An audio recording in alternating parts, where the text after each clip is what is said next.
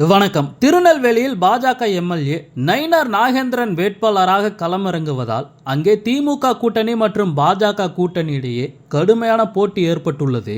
இதையடுத்து முதலமைச்சர் மு.க.ஸ்டாலின் முக்கியமான பிரம்மாஸ்திரம் ஒன்றை நெல்லையில் கையில் எடுத்துள்ளாராம். கடந்த வாரம்தான் லோக்சபா தேர்தலில் தமிழகத்தில் போட்டியிடும் வேட்பாளர்கள் பட்டியல் வெளியானது.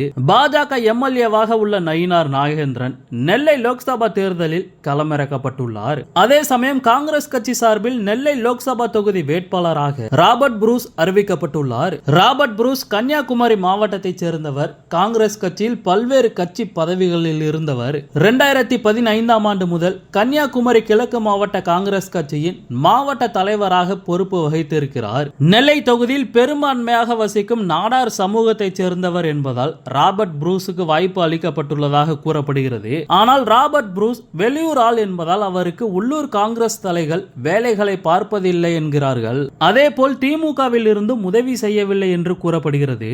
எனவே உள்ளூர் காங்கிரஸ் மற்றும் திமுக வேலை செய்யாததால் அவருக்கு எதிராக சூழல் மாறும் நிலை இருந்தது.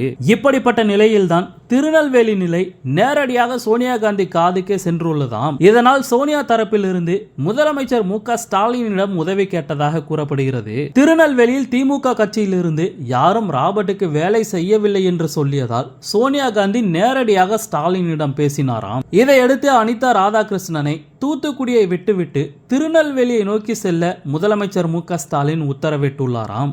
அங்கே வேலைகளை பார்க்க சொல்லி உத்தரவிட்டிருக்கிறாராம். இதையடுத்து அனிதா ராதாகிருஷ்ணன் இப்போது திருநெல்வேலியில் எல்லா தலைவர்களையும் கூப்பிட்டு பேச்சுவார்த்தை நடத்தி ராபர்ட்டை ஜெயிக்க வைப்பதற்காக வேலைகள் தீவிரமாக நடந்து கொண்டிருக்கிறதாம். அதனால் காங்கிரசுக்கு தொடக்கத்தில் பின்னடைவாக இருந்த திருநெல்வேலி தற்போது சூழ்நிலை கொஞ்சம் சாதகமாக மாறி உள்ளதாம். அதிமுக சார்பில் இங்கே ஜான்சி ராணி வேறு போட்டியிடுவதால் எதிர்க்கட்சி வாக்குகள் பிரிந்து திமுக கூட்டணிக்கு சாதகமாக நிலை மாறலாம் என்கிறார்கள். நெல்லையில் இப்போது காங்கிரஸ் கையை ஓங்கி இருக்கிறதாம். ஓகே, இது போன்ற செய்திகளை உடனுக்குடன் பெற மறக்காம நம்ம சேனலை சப்ஸ்கிரைப் பண்ணி சப்போர்ட் பண்ணுங்க.